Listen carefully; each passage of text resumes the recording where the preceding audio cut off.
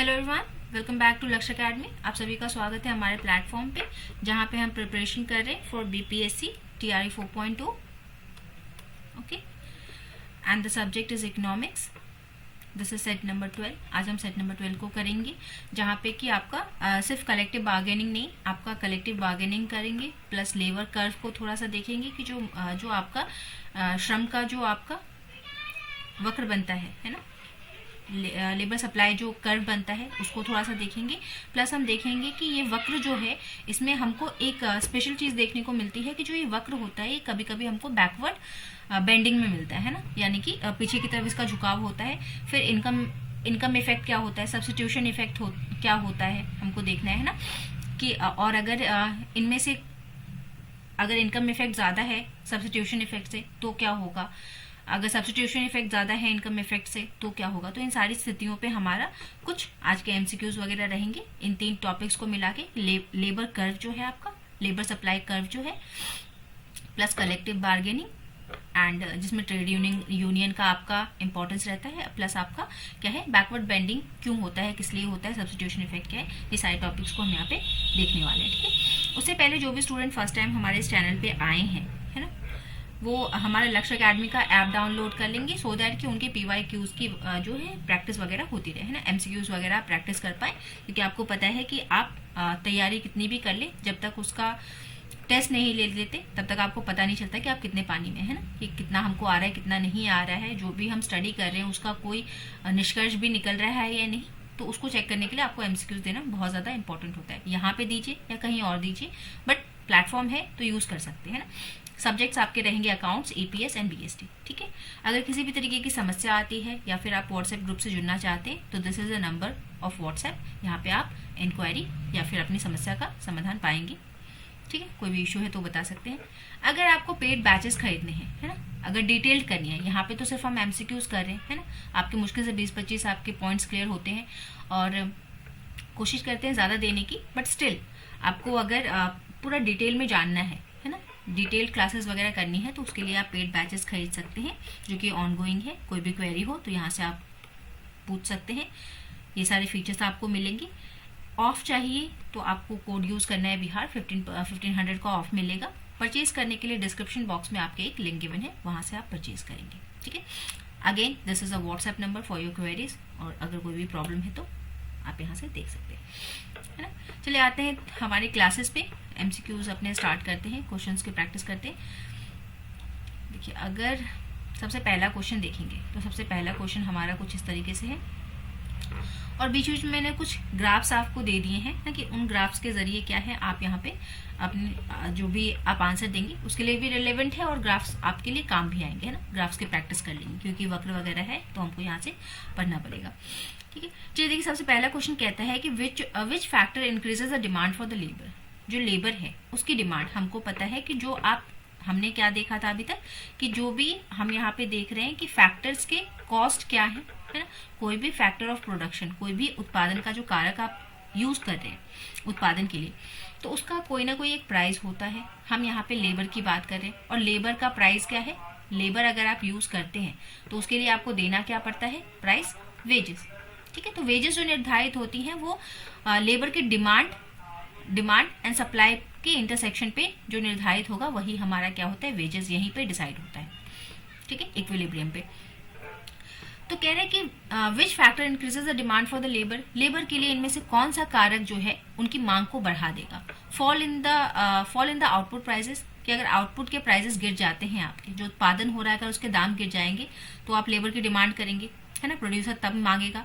Rise in the wages rate, अगर wage rate बढ़ गया है तो प्रोड्यूसर चाहेगा कि मेरे पास और लेबर आ जाए।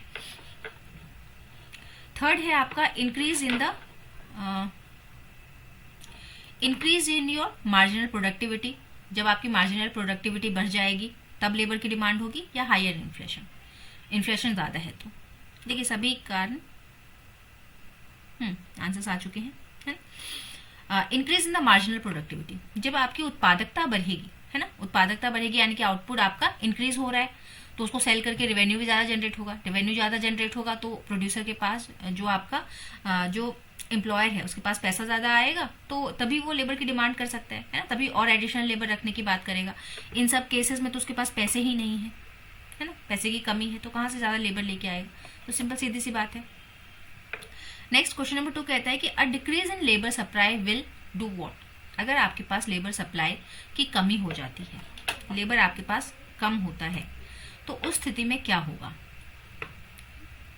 अगर आपके पास लेबर सप्लाई कम है तो क्या होगा। Reduce in the equilibrium wages, wage कम हो जाएगा, वेज ज्यादा हो जाएगा, नॉट चेंज द वेज, या इंक्रीज अनएम्प्लॉयमेंट। श्रम आपूर्ति में अगर कमी आ जाए तो क्या होगा, वेज कम हो जाएगा, वेज ज्यादा हो जाएगा, कोई चेंज नहीं होगा, या फिर अनएम्प्लॉयमेंट बढ़ जाएगा। सिंपल सी बात है कि अगर लेबर का सप्लाई डिक्रीज हुआ, यानी कि शॉर्टेज हो गई लेबर की मार्केट में, तो क्या है, जो कम लोग हैं उनको ज्यादा काम करना पड़ेगा, ज्यादा काम करना पड़ेगा तो वो ज्यादा पैसे की डिमांड करेंगे, तो there will be a increase in your equilibrium wages, है ना। ये वक्र वगैरह आप साथ साथ में देखते रहेंगे, है ना। ये देखिए, ये क्या है, आपका रियल वेज रेट आपका रिप्रेजेंट करता है यहाँ पे, है ना। ये मिनिमम वेज है, ये इक्विलिब्रियम वेज है ना, जहाँ पे supply of the labour and demand for the labour जहां पे इंटरसेक्ट कर रहा है वो आपका इक्विलिब्रियम संतुलन बताएगा। ये मिनिमम वेजेस हैं, है ना। एंड आपका ये एम्प्लॉयड जॉब की कंडीशन है ना। ये इस तरीके से मेन आपको यहाँ पे याद रखना है कि मिनिमम वेज क्या है और आपका इक्विलिब्रियम वेज कहाँ पे बनता है, ठीक है। ये एग्रीगेट लेबर की मार्केट, एग्रीगेट लेबर मार्केट की बात कर रहा है यहाँ पे, कि जहाँ पे minimum effect of minimum wages क्या होते हैं उसकी बात कर रही है ना। नेक्स्ट आप आएंगे, minimum wage legislation generally leads to what. न्यूनतम वेतन कानून आमतौर पर इससे होता है, किससे होता है, मिनिमम वेजेस लेजिस्लेशन, है ना। यानी कि जो अभी हमने पीछे देखा कि एक ऐसी स्थिति आएगी जब मिनिमम वेजेस का ही लेजिस्लेशन चलेगा, यानी कि कम ही आपको वेजेस मिलेगा, है ना, फिक्स कर दिया गया, सीलिंग कर दी गई। तो ये कब होता है ना, या फिर इससे क्या होता है, सॉरी इससे क्या होता है, अगर आपके पास हमने सीलिंग कर दी, है ना, हमने मिनिमम वेजेस सेट कर दिए, जैसे क्या होता है ना आपका मनरेगा वगैरह में, जी राम जी वगैरह जो अब हो गया है ना, पहले मनरेगा था अब जी राम जी हो गया है, तो उस कंडीशन में क्या है कि there is a minimum wages, fixation of a minimum wages, आपका तय कर दिया गया कि इतना ही मजदूरी मिलेगा, है ना। तो इस केस में इसकी वजह से क्या होगा, excess demand for the labour हो जाएगा, बहुत ज़्यादा डिमांड बढ़ जाएगी, excess supply of the labour हो जाएगा, कि यहाँ पे लेबर की सप्लाई बहुत बढ़ जाएगी, lower wages for the all workers, सभी वर्कर्स को कम पैसे मिलेंगे, या हायर लेबर प्रोडक्टिविटी, या लोगों की उत्पादकता बढ़ जाएगी, लेबर्स की उत्पादकता बढ़ जाएगी।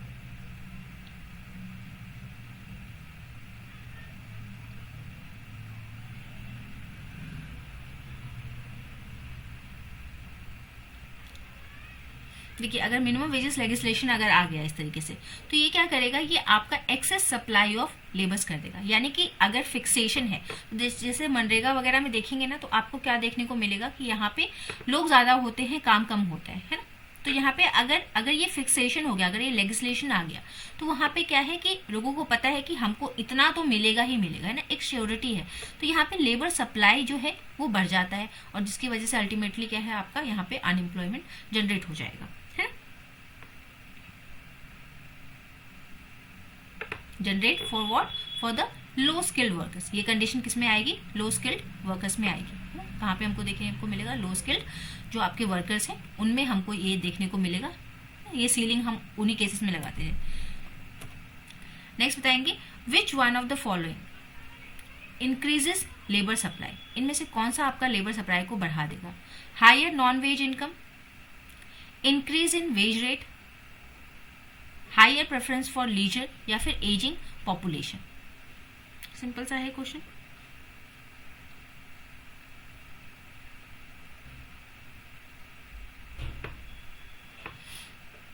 ये which one of the following increases the labour supply, तो इसमें क्या है, हमको पता है, सभी लोग करेक्ट है कि मजदूरी की दर में अगर वृद्धि हो जाए, increase in the wage rate अगर होता है, तो यहाँ पे हमको इंक्रीज लेबर सप्लाई हमको देखने को मिलेगा, है ना।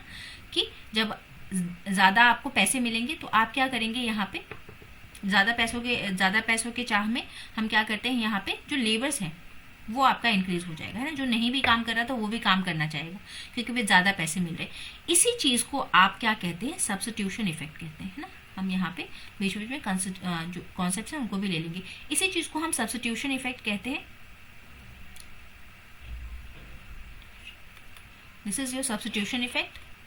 मतलब कि यहाँ पे लोग क्या चाहते हैं कि लोग यहाँ पे सब्स्टिट्यूट हो रहा है, यहाँ पे वेजेस जो आपके लेबर्स हैं वो और ज्यादा आ रहे हैं, है ना। क्यों, रीजन क्या है इसके पीछे का कि increase in the wage rate. Wage rate की बढ़ने से यहाँ पे आपको क्या है, और ज्यादा सब्स्टिट्यूशन मिल रहा है ना, लोग और ज्यादा आ रहे हैं। तो this is your substitution effect. Next है इन अ कॉम्पिटेटिव लेबर मार्केट। अगर एक बाजार है आपका जो कि कॉम्पिटेटिव नेचर का है, the supply curve faced by an individual firm.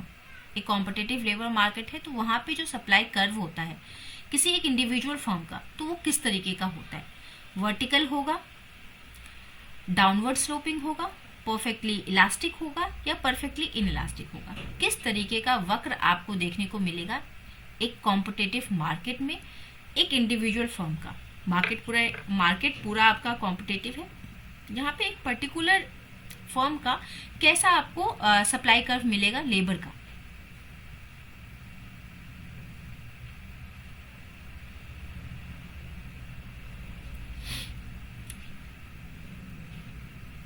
ये हमको परफेक्टली इलास्टिक मिलेगा। दूसरे शब्दों में अगर हम कहें तो हॉरिजॉन्टल मिलेगा। हॉरिजॉन्टल आपको देखने को मिलेगा कुछ इस तरीके से, है ना। हमने जैसे आपका कॉम्पिटिटिव मार्केट में जैसे हमने प्राइस देखा था कि price is equal to MR is equal to MA, ये देखा था हमने। वैसा ही सप्लाई आपको देखने को मिलेगा आपका जब कॉम्पिटिटिव मार्केट है तो किसी एक फर्म का यहाँ पे क्या है, वो क्या है आपका टेकर है ना। तो टेकर अगर है तो वो कुछ भी अगर कर ले तो वहां पे जो सप्लाई कर्व है उसके लिए वो कैसा रहने वाला है, हॉरिजॉन्टल, यानी कि परफेक्टली इलास्टिक है। अगर उसने दाम बढ़ाया, अगर उसने वेज रेट इंक्रीज किया तो क्या है कि आपका वेज रेट इंक्रीज किया या डिक्रीज किया तो उसका कुछ भी होने वाला नहीं है ना। ये यहाँ पे परफेक्टली इलास्टिक है ना। अगर वेज रेट बढ़ाएगा तो उसके पास लोग आ जाएंगे और वेज रेट घटाएगा तो लोग उसके पास से चले जाएंगे, है ना, क्योंकि कॉम्पिटिटिव मार्केट है। तो यहाँ पे क्या है, परफेक्टली इलास्टिक है। वेज रेट चेंजेस की वजह से आपको चेंजेस बहुत ज्यादा देखने को मिलेंगे। थोड़ा सा आपने वेज रेट में कम ज्यादा किया तो यहाँ पे क्या है, यहाँ पे आपको मूवमेंट बहुत ज्यादा दिखेगा, है ना। तो परफेक्टली इलास्टिक या फिर आपका हॉरिजॉन्टल देखने को मिलेगा। ठीक, next, the marginal revenue product MRP of labour is equal to what. जो MRP है यानी कि एक मजदूर कितना रेवेन्यू जनरेट करके दे रहा है वो आप कैसे निकालेंगे, है ना। Marginal product of a labor into its wage, price into marginal produce of a labor, average product into wages या फिर wages by MPL। तो मार्जिनल रेवेन्यू हमको कैसे मिलता है, प्राइस इंटू कितना प्रोडक्ट उसने बनाया है उस लेबर ने, उसका प्राइस कितना है, उसके बराबर हमारा रेवेन्यू होता है ना। रेवेन्यू ऐसे ही तो आता है कि quantity into price is equal to your revenue generated, है ना। तो ये हमारा यहाँ पे नेक्स्ट बताएंगे आप। नेक्स्ट आपसे कहता है कि if labour becomes more mobile the labour supply curves become what. अगर आपका लेबर मोबाइल हो जाए, है ना, मोबाइल होने का मतलब कि चलनशील हो जाए, मूवमेंट उसकी बहुत ज्यादा हो रही हो, है ना, कि मतलब वो मोबाइल है यानी कि वो एक जॉब से दूसरी जॉब पे बड़ी आसानी से स्विच कर पा रहा है। तो उस केस में जो लेबर सप्लाई कर्व है उसका क्या होगा, वो फ्लैट हो जाएगा, चिपटा हो जाएगा, ज्यादा ढलान वाला हो जाएगा, वर्टिकल हो जाएगा, है ना।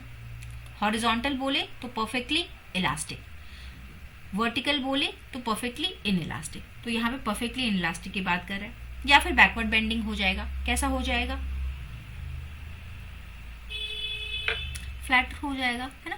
हॉरिजॉन्टल की तरफ मूव करने लगेगा, इलास्टिक की तरफ मूव करने लगेगा कि भाई तुम ज्यादा पैसे दे रहे हो तो दो, वरना हम दूसरे के पास जा रहे हैं, जो ज्यादा देगा हम उसके पास चले जाएंगे, ठीक है। तुमने अगर मेरा पैसा कम किया तो फिर मैं दूसरी कंपनी के पास जा रहा है। तो मोबिलिटी का मतलब ये है, हॉरिजॉन्टल या फ्लैटर का मतलब ये है ना। चिपटा होने का मतलब क्या है कि इलास्टिक हो रहा है, तो जब भी चलनशील होंगे आपके लेबर्स तो आप क्या करेंगे, इस तरीके का वक्र का इस्तेमाल करेंगे। Question number 8, in equilibrium labour earns what. अगर संतुलन की स्थिति है यानी कि demand is equal to supply of labour, DN demand of labour is equal to the supply of labour, है यहाँ पे इस पॉइंट पे दोनों बराबर हैं। इक्विलिब्रियम की स्थिति है आपकी, तो कह रहे हैं कि इक्विलिब्रियम की स्थिति में, संतुलन की स्थिति में लेबर कितना कमा सकता है, more than it's marginal product, जितना वो उत्पादित करेगा उससे ज्यादा कमाएगा, less than it's marginal product, जितना उत्पादन कर रहा है उससे कम कमाएगा, एग्जैक्टली इट्स मार्जिनल प्रोडक्ट, एकदम अपने मार्जिनल प्रोडक्ट के बराबर, या फिर नथिंग, एकदम सही, जितना वो उत्पादित करके देगा उतना ही उसको मिलेगा क्योंकि संतुलन में है ना, तो जितना उसने बनाया है उतना ही वो कमाएगा। Question number 9, if a government imposes, topic easy है, बस थोड़ा सा कर्व वगैरह देखना, थोड़ा सा है, अदरवाइज कुछ नहीं है इस टॉपिक में, है ना। कलेक्टिव बार्गेनिंग में भी कुछ नहीं है, बैकवर्ड में भी कुछ नहीं है ना, बस आपको कॉन्सेप्ट क्लियर होना चाहिए। If the government imposes a wages ceiling, यानी कि मैक्सिमम वेजेस लगाती है बिलो इट्स इक्विलिब्रियम, इक्विलिब्रियम के नीचे, है ना, संतुलन लेवल के नीचे अगर मैक्सिमम वेज को वो फिक्स कर देती है कि आपको मैक्सिमम इतना ही पैसा मिलेगा और जो कि संतुलन से नीचे है, द रिजल्ट इज व्हाट। तो इसका परिणाम क्या होगा, excess demand for the labour, labour की मांग बढ़ जाएगी, excess supply of the labour हो जाएगा, नो इफेक्ट होगा, हायर वेजेस होंगे।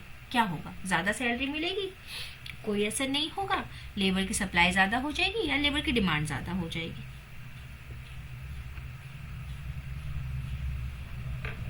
हाँ, हमारा क्या हो जाएगा, यहाँ पे हमारे लेबर का जो डिमांड है वो बढ़ जाएगा, सप्लाई नहीं डिमांड बढ़ जाएगा। डिमांड क्यों बढ़ जाएगा आपका,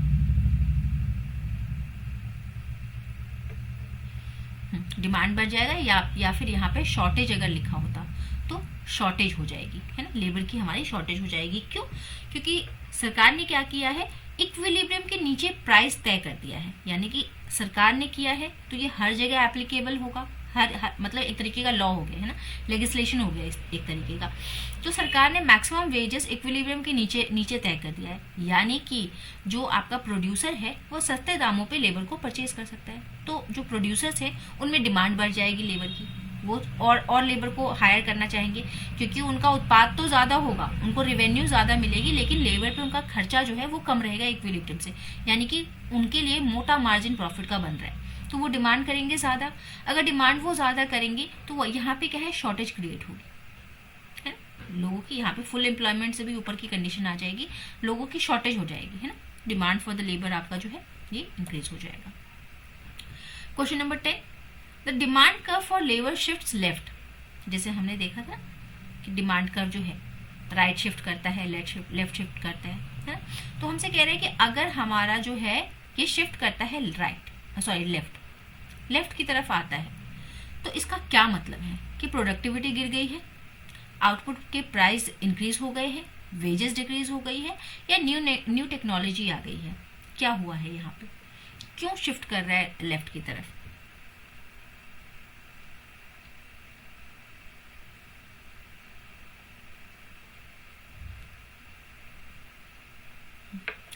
यहाँ पे क्या है, प्रोडक्टिविटी फॉल कर रही है। देखिए डिमांड वाले को याद रखिए, डिमांड वाला ज्यादा हमें याद आता है, तो डिमांड में क्या होती है आपका, इधर शिफ्ट करने का मतलब क्या होता है कि डिमांड आपकी घट रही है ना, क्वांटिटी डिमांडेड इस तरीके से रहती थी हमारी कि हमारी कितनी मांग है, यहाँ रहता था प्राइस, है ना। तो अगर हमारी प्रोडक्टिविटी कम हो रही है, इसका मतलब क्या कि कम पैसे हैं, है ना, कम पैसे हैं। अगर मान लीजिए कि अगर आपके एम्प्लॉयर के पास कम पैसे हैं तो वो लेबर का डिमांड क्या करेगा, ज्यादा करेगा नहीं, वो डिमांड कम करेगा। तो जब भी डिमांड आपकी कम होगी तो ये क्या है, लेफ्ट की तरफ शिफ्ट होगा। अगर मान लीजिए यहीं पे प्रोडक्टिविटी बढ़ जाती तो क्या होता कि हमारा जो एम्प्लॉयर है उसके पास पैसे ज्यादा आ जाते, पैसे ज्यादा आ जाते तो डिमांड करता ज्यादा लेबर्स की, तो फिर राइट को शिफ्ट करता, ठीक है। न्यू टेक्नोलॉजी अगर आ जाती तो क्या है, लेबर की डिमांड कम हो जाती, है ना, वेजेस डिक्रीज होते, वेजेस कम हो जाते तो फिर क्या है आपका, फिर वो डिमांड ज्यादा कर लेता, है ना, सप्लायर की बात कर रहे हैं हम। नेक्स्ट यहाँ से टॉपिक स्टार्ट होता है आपका कलेक्टिव बार्गेनिंग का। Collective bargaining refers to a negotiation between, collective सामूहिक सौदेबाजी जो है ये किन लोगों के बीच में होती है, employer government, employer and the employees collectively, employees and consumer, trade union and the consumers.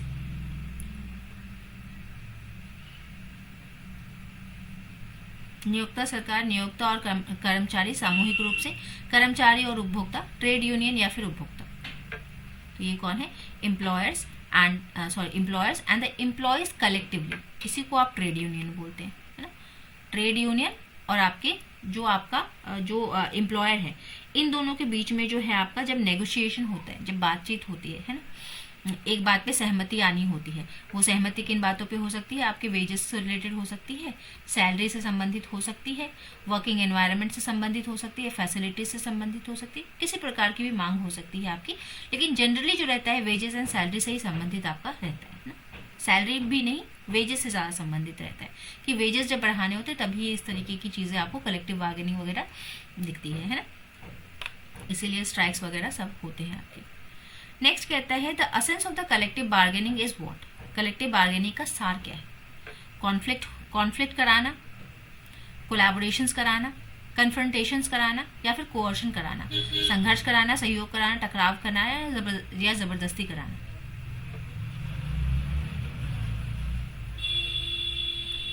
Collective बार्गेनिंग्स किस लिए होती है? To negotiate something, to collaborate on something, है ना, कि म्यूचुअल सहमति बने, दोनों के बीच में जो एक अंडरस्टैंडिंग है ना, वो बने, है ना।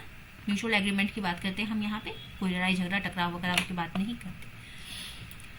Question number 13, which of the following is not a type of collective bargaining? Collective bargaining जब आप स्टडी करेंगे तो इसका एक अपना एक प्रोसेस होता है ना, कैसे शुरू होगा, कैसे खत्म होगा, है ना, इनिशियल पॉइंट क्या होगा, फाइनल पॉइंट क्या होगा, फिर आप पढ़ेंगे इसमें प्रकार कितने होते हैं, प्रकारों को पढ़ेंगे, है ना, ये सारी चीजें पढ़ेंगे आप। तो देखिए डिस्ट्रीब्यूटिव, ये तो याद रखने वाली बात है, टाइप सबको सीधे सीधे याद होने चाहिए। तो डिस्ट्रीब्यूटिव बार्गेनिंग होती है, इंटीग्रेटिव बार्गेनिंग होती है, कंसेशनरी बार्गेनिंग होती है ना, लेकिन प्रोड्यूसर सरप्लस बार्गेनिंग कोई नहीं होती है। इस नाम की कोई, इस टाइप का कोई कलेक्टिव बार्गेनिंग हमारे पास नहीं होता है। Okay, question number 14, the main outcome of the collective bargaining is what? Collective bargaining का जो मेन आउटकम होता है, यानी कि फाइनल रिजल्ट जो आता है हमारे पास, उसको हम किस नाम से जानते हैं? वेज रिजिडिटी के नाम से। यहाँ पे वेज की रिजिडिटी हो जाती है, वेतन की कठोरता हो जाती है। यहाँ पे एक collective agreement and contract sign होता है, कंपल्सरी आर्बिट्रेशन होती है, अनिवार्य मध्यस्थता होती है, या फिर वर्कर डिसिप्लिन होता है। Main outcome of the collective bargaining क्या होता है? ABCD।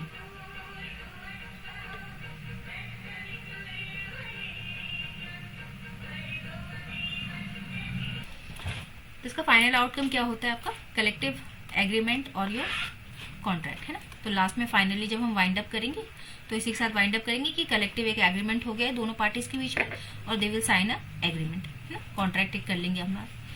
नेक्स्ट आते हैं क्वेश्चन नंबर 15। क्वेश्चन नंबर 15 कहता है आपका कि the right to bargain collectively is associated with what? आपको जो राइट टू बार्गेन कलेक्टिवली करने का ये जो राइट मिला है बार्गेनिंग का, नेगोशिएशन का, है ना, थ्रू द ट्रेड यूनियन, तो ये किससे संबंधित है? आपको यहाँ पे स्ट्राइक करने का अधिकार मिला हुआ है, नेगोशिएट यूनियन के थ्रू करने का मिला है, right to hire the workers freely, है ना, या फिर आपको आजादी है कि आप वर्कर्स को हायर कर सकते हैं या लॉकआउट करने का। Option B is correct, right to negotiate through the your union, है, ट्रेड यूनियन की हेल्प से आप क्या कर सकते हैं, यहाँ पे बार्गेनिंग कर सकते हैं, है ना, जो भी नेगोशिएशन आपको करना है, जो भी आपको अपनी शर्तें मनवानी है, तो वो आप यहाँ से मनवा सकते हैं। This is the right to negotiate through the union. Question number 16, which factor strengthens the collective bargaining? कौन सा फैक्टर जो है ये आपको स्ट्रेंथ देता है सो दैट कि you can do a collective bargaining, है ना। फ्रेगमेंटेड यूनियन ये पावर देता है, एम्प्लॉयर्स मोनोपोली पावर, अगर आपका जो एम्प्लॉयर है उसको मोनोपोली है तब आप कर सकते हैं कलेक्टिव बार्गेनिंग उसके साथ। Strong and unified trade unions या lack of the legal framework, आपके पास कोई एक ढांचा नहीं है, कानूनी ढांचा नहीं है, तब आप कर पाएंगे। देखिए फ्रेगमेंटेड रहेगा, बटा हुआ रहेगा, नहीं कर सकते। कानूनी हक नहीं है, आपको कानूनी कोई फ्रेमवर्क नहीं है तो आप नहीं कर सकते। मोनोपोली है तो भी आप नहीं कर सकते। आप कब कर सकते हैं? जब आपके पास एक मजबूत और एकजुट संगठित आपका अगर ट्रेड यूनियन होगा, है ना, तो बोलते हैं ना यूनिटी इज द पावर। तो यूनिटी में अगर पावर है तो उसी तरीके से आप क्या है कलेक्टिव बार्गेनिंग कर सकते हैं। यही आपको स्ट्रेंथ देता है। Next, the most common issue in collective bargaining. Collective bargaining में सबसे बड़ा जो आपका समस्या है वो क्या है?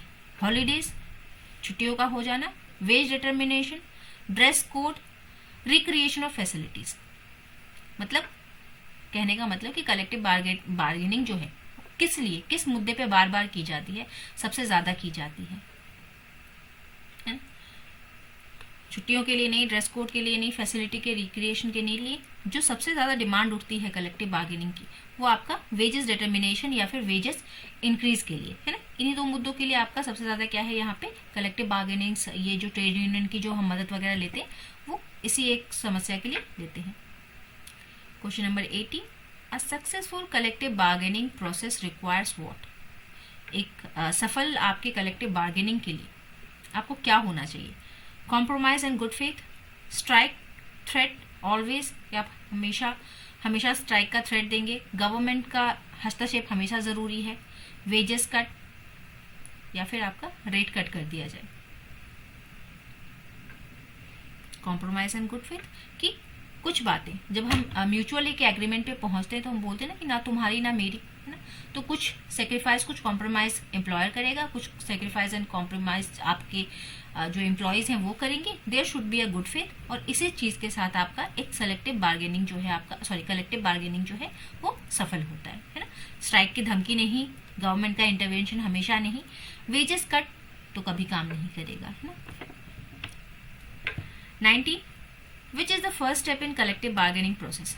सबसे पहला स्टेप क्या है? सबसे पहला चरण जो है आपका जो कलेक्टिव बार्गेनिंग का वो क्या है? नेगोशिएशन से शुरू होता है, बातचीत से शुरू होता है, प्रिपरेशन एंड इन्वेस्टिगेशन से शुरू होता है, स्ट्राइक से शुरू होता है, या फिर कॉन्ट्रैक्ट एडमिनिस्ट्रेशन से शुरू होता है, अनुबंध प्रशासन।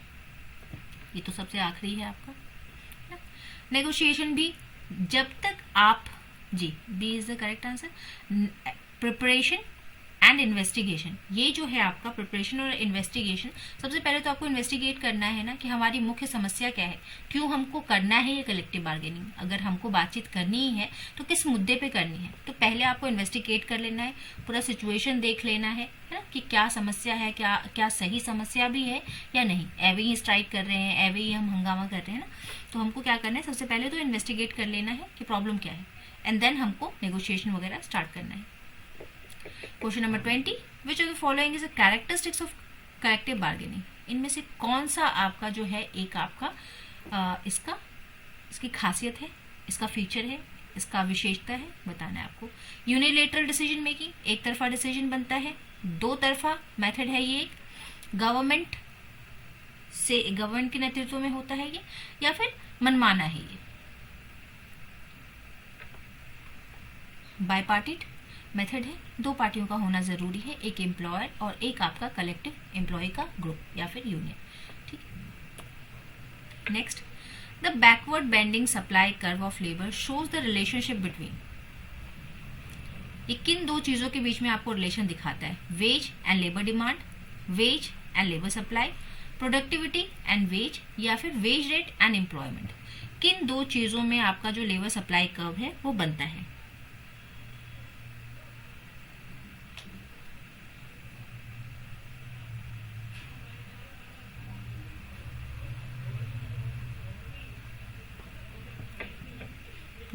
Is the correct answer.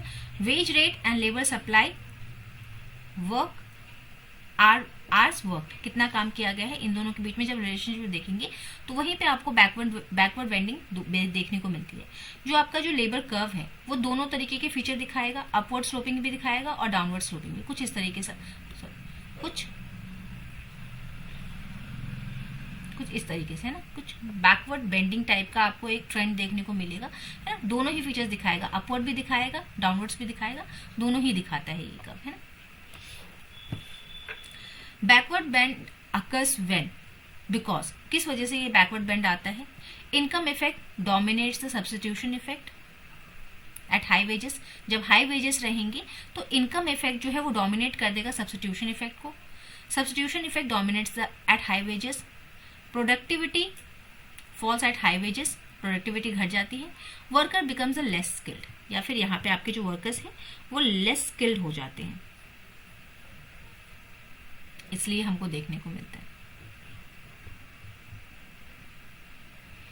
मजदूर कम कुशल होते हैं, ज्यादा मजदूरी पर प्रोडक्टिविटी घट जाती है ना। ज्यादा आपको अगर मिलता है वेजेस तो आप प्रोडक्टिविटी घटा देते हैं।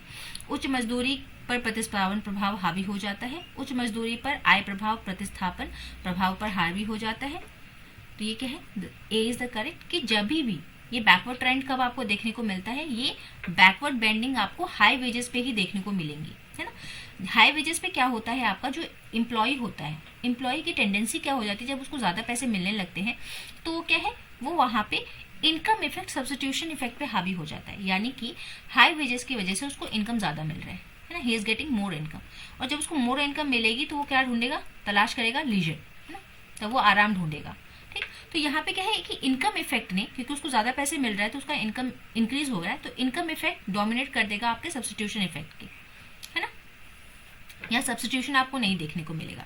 तो इसी की वजह से क्या है, आपका बैकवर्ड बेंडिंग, है ना। बोलते हैं ना कि कमर को थोड़ा आराम दे लो, है ना, थोड़ा कमर सीधा कर लो। तो वही वाली कुछ टेंडेंसी याद रखेंगे कि जब ज्यादा पैसे मिलते हैं ना तो ये बैकवर्ड बेंड होता है आपका, है ना, आप आराम करने की कोशिश करते हैं। और ये कब होता है, जब आपके हाई वेजेस आपको मिलेंगे। In the lower portion of the labour supply curve what is happening, श्रम आपूर्ति वक्र में निचले हिस्से में क्या होता है। Worker reduces hours as wages rises, जब वेज इंक्रीज होता है तो लोग काम करना बंद कर देते, प्रति घंटा काम मतलब घंटे कम कर देते काम करने के। सब्स्टिट्यूशन इफेक्ट डोमिनेट हो जाता है, इनकम इफेक्ट डोमिनेट हो जाता है, या लेबर डिमांड्स फॉल, या फिर लेबर की डिमांड कम हो जाती है।